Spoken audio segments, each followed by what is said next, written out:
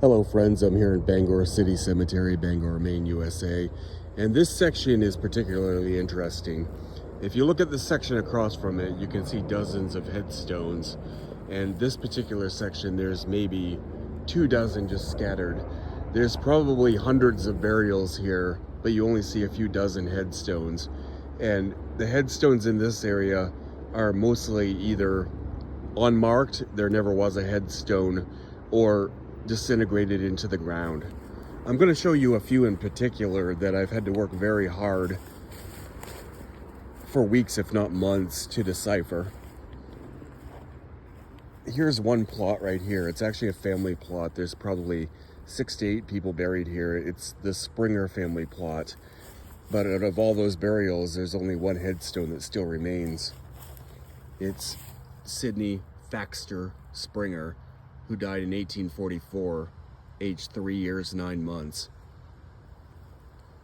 I was able to read that one pretty easily, but right in front of it, or right behind it actually, there's no record of anybody in this plot in the Mount Hope records. I've reached out to the local library, I reached out to the cemetery sexton, and there's no record.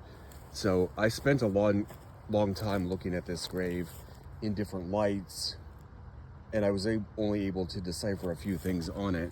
You can see right about here it says 2 months, and I thought it said 2 months, or 2 years rather, 2 years, 9 months, and 20 days, but I wasn't sure. I couldn't make out the name, and like I said, I tried for a long time to decipher it. I thought I could read February 13th of 1844, so I took that date, searched newspapers.com, and lo and behold, I found who it was.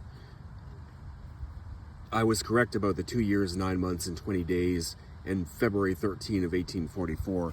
From there, I was able to figure out who's actually buried here. So it's the grave of Frederick Augustus Delano. He was the son of Amaziah and Mary, maiden name Gould Delano. He was born April 24th of 1841 in Bangor, and he passed away, like I said, February 13th of 1844 in Bangor.